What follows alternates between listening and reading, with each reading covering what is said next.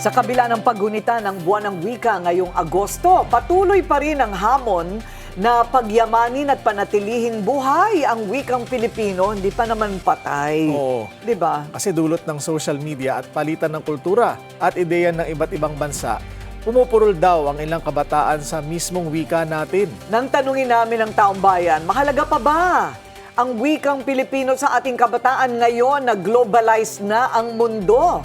Ang sabi nila. Siyempre, mas madali pa rin for us to speak yung Tagalog, our own native language. Sa globally, pag ako, for me, so I've been through other countries, Japan mainly. So still, Filipino pa rin talaga ginagamit namin. So, mas madali yung communication rather than English. Even if you say that sure we are English is more recognized, siguro kailangan talaga yan sa trabaho. Pero siguro mas it's better if we can do this dually, no?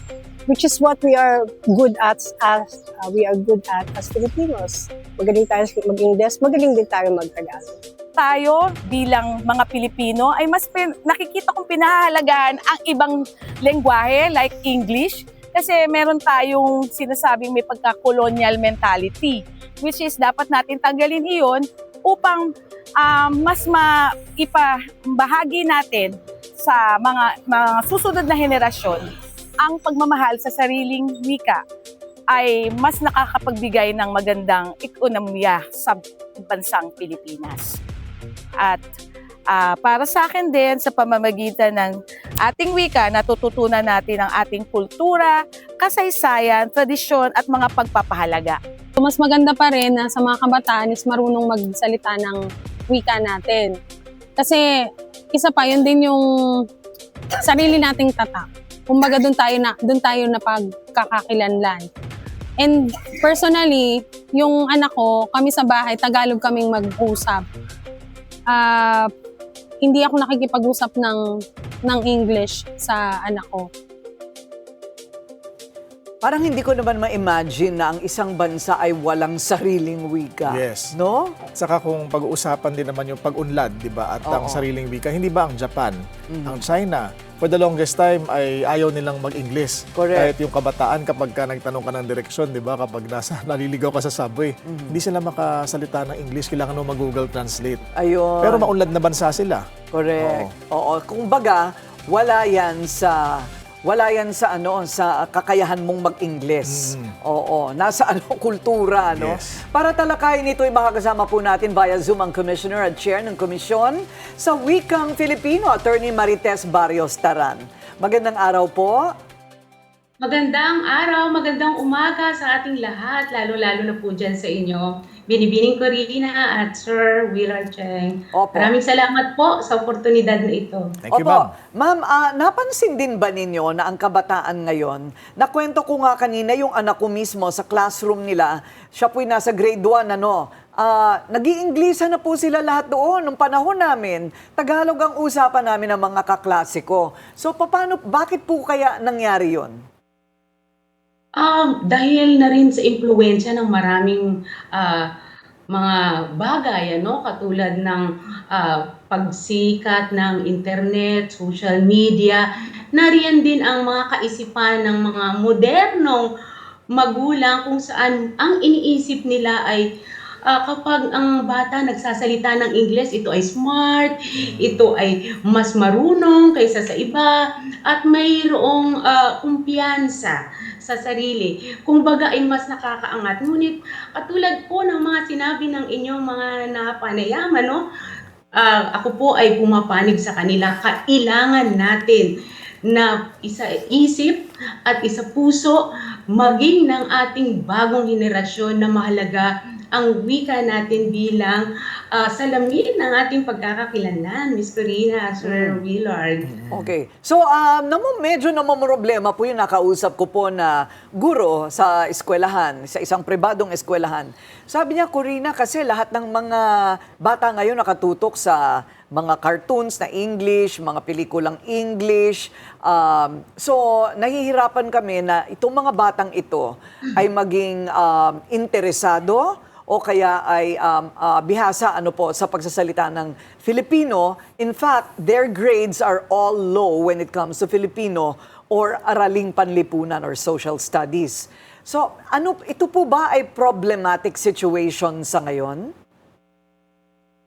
Sa amin po ay may pinipresenta na suliranin, ngunit ito naman ay marami pang paraan para mabago pa, no? Sapagkat ang wika po kasi ang isa sa pinakaunang kaalaman na natutuhan ng ating mga anak, lalo na ng henerasyon na mga susunod sa atin. Ito rin ang dapat na isa puso nating una at pinakamahalagang regalo sa kanila. Sapagkat ang wika ang pundasyon ng lahat ng pagkakatuto at susi ng pag-iisip. Ngayon, kung ang bata po sa isang tahanan ay naisilang na ang kanyang kapaligiran ay nagsasalita ng wikang Banyaga o ng wikang Ingles, yun po ang kanyang matututuhan. At malaki ang naging epekto nito sa mga content online, ng social media, ng internet.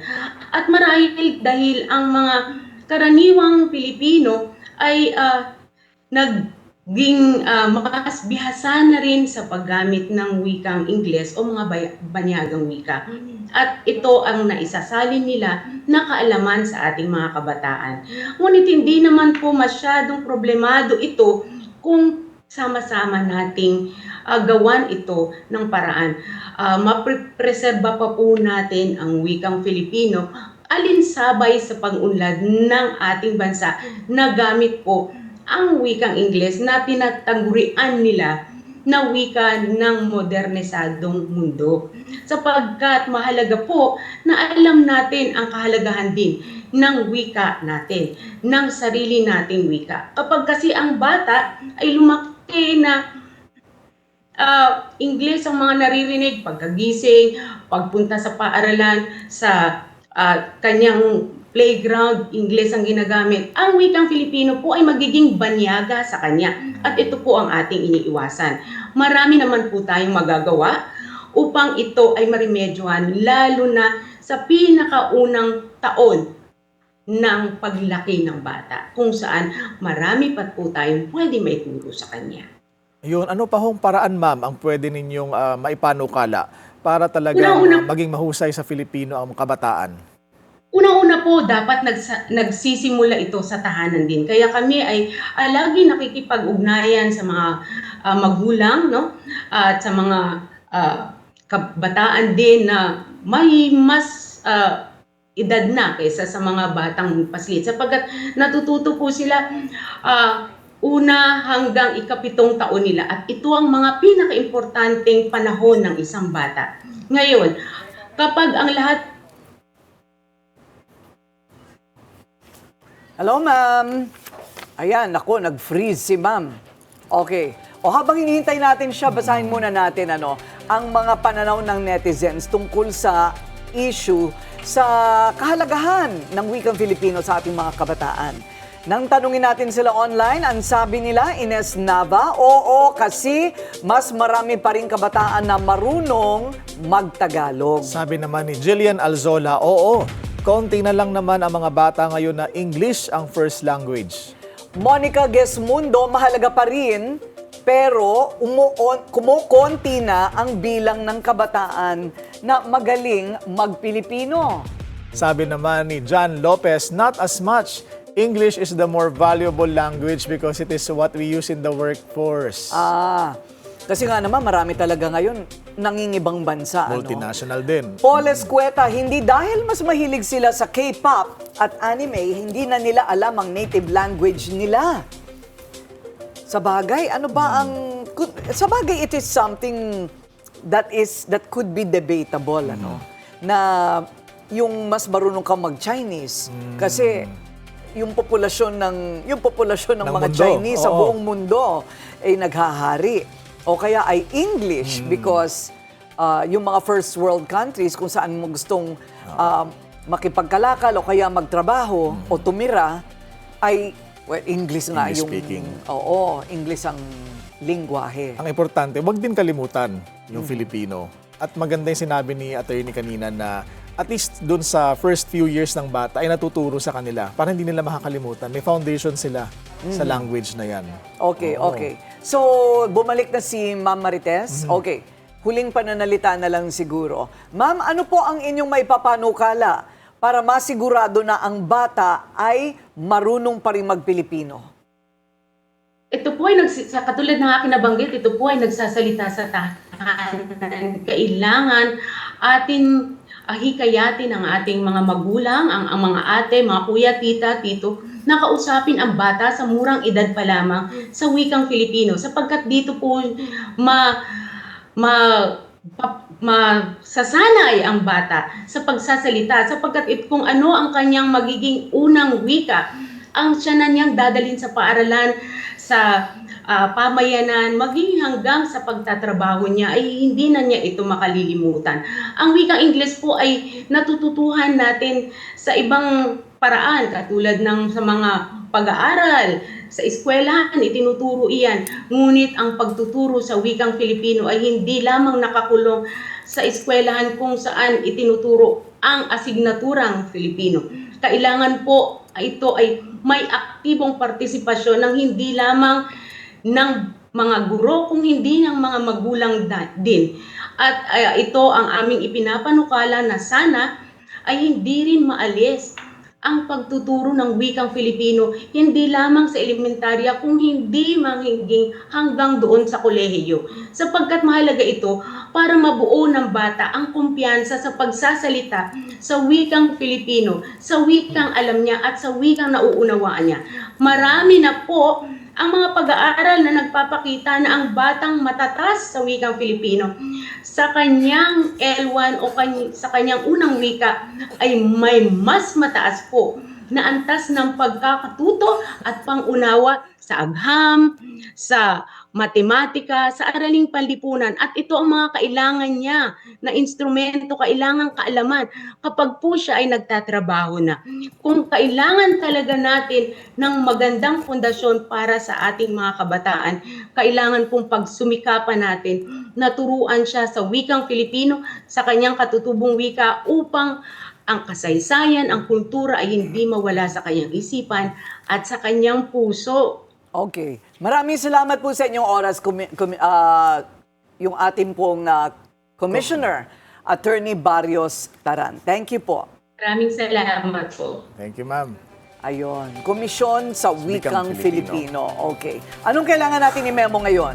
Ayun. Una sa lahat, alam mo, Corina, may mga, alam ako, magulang na minamaliit yung ibang bata kapag naririnig nilang mag-Filipino. Oo nga. Oo. Well, Nakakalungkot.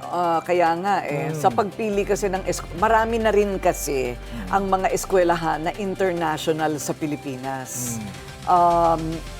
I think, well, hindi natin sinasabing mali yun, ano? Pero ang gusto kasi nila, yung kanilang mga anak ay globalized.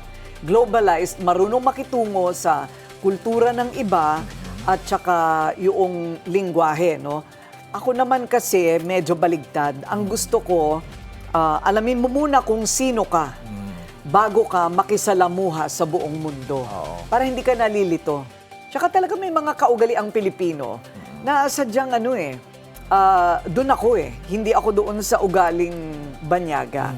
So ayokong medyo nalilito yung bata para malinaw ang pundasyon.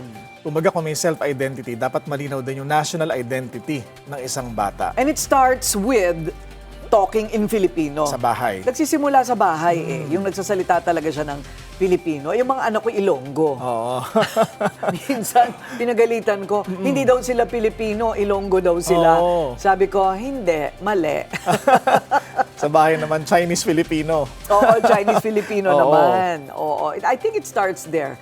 Ang problema, sa mga panahon ngayon, parang gusto mo na mag-resign sa pagka-Pilipino. Pwede ba yun?